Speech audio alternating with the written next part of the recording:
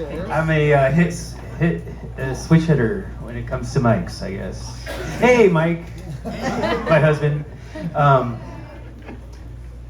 so happy to be here and so grateful to be a part of the storytelling and the journeys of becoming more and more authentic to who each of us are, and the freedom to tell that story. So here I am, and I am going to share with you, I guess, my coming out story, and it started in this small town in Connecticut, a very quintessential New England town, and I was like 5 years old, and the craziest, most thrilling thing in my small town was leaving our bikes out in the front lawn overnight. And it just was a very quiet, sweet town, but the most surreal thing going on in that town was how I, as this little 5-year-old, found my most fascinating relationship to be with a little plastic doll that was named Joe, and he happened to be a GI. And along with the fascination of his camouflage outfits, I was also fascinated by whatever fitness regime that he had taken on, and wondered how he got those manly muscles. So, then kindergarten rolled around, and, every superhero has his origin story, and mine started in the dress-up box. And my favorite free time play activity was literally excitedly to rush over to the dress-up box with the rest of the girls and put on those hats and dresses and high heels and strut around.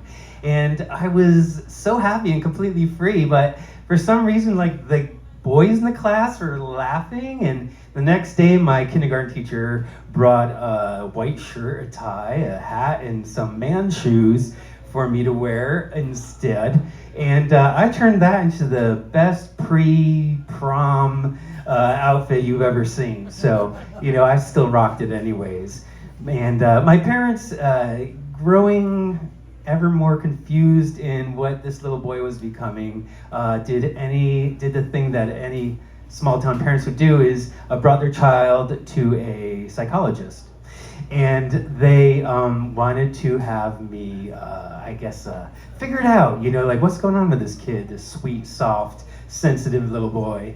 And so the psychologist was actually really great, because we were able to find out that I was beyond my age level in the creative arts, but also because it turns out the answer to what my parents' question was a suggestion that they get therapy to enjoy the beautiful drama king that I was about to become. So it actually ended up benefiting my siblings as well, so, here's the therapy. But the thing is, I didn't know I was gay still, right? Like, we didn't know what was gay in a small town in Connecticut, like, I heard the word and I knew it was weird, and I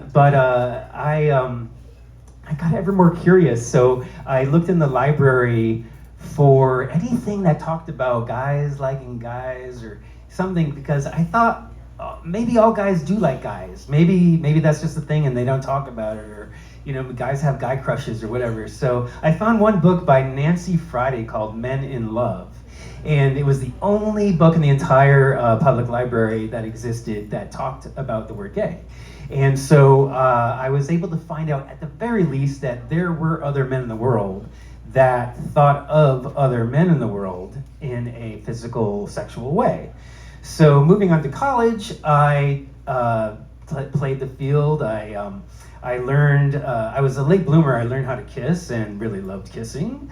And I dated girls and tried to play the game as anyone else would. And I was dating this girl, Janet. And, they say, damn it, Janet. It's like... So Janet and I were really close. She was half Irish, half Catholic, so we argued a lot. And when we weren't arguing, she was, showing me the ropes, you know what I'm saying? And so we had a lot of fun, but it was about 8 or 9 months of intensity. And but I was also at the very same time working at a shop that would happen to be owned by 2 gay guys. And they hired me to also clean their home, and I discovered some VHS tapes that would help me find myself. So I ended up breaking it off with her, and she was so furious, she called my brother that she had met once and asked him if he knew why I broke up with her, and did I think he was gay? Did he think I was gay? And he didn't know what to say. He immediately called my parents, and I happened to be exploring myself with my first date and staying overnight, and my parents called and they're like, "Where are you? Who are you with? What are you doing?" Well, I had planned this great story at the end of the summer to go home, take a walk with them, tell them my story individually, but Janet had kind of kicked me out of the closet, and my mom had this big thing about lying, and so when she asked me if I was sleeping with them, I had to say yes. And so she stopped talking to me for a while. My dad, he was there for me, and my mom finally came around. She ended up getting library books for a public library, like I Have Two Moms, or My Dad and His Roommate, stuff like that. And so she ended up coming around. So I'm here to celebrate with my husband and my friend Joe. Yeah, he looks pretty good for coming out of the toy closet 35 years ago. So thought I'd like to share. Thank you.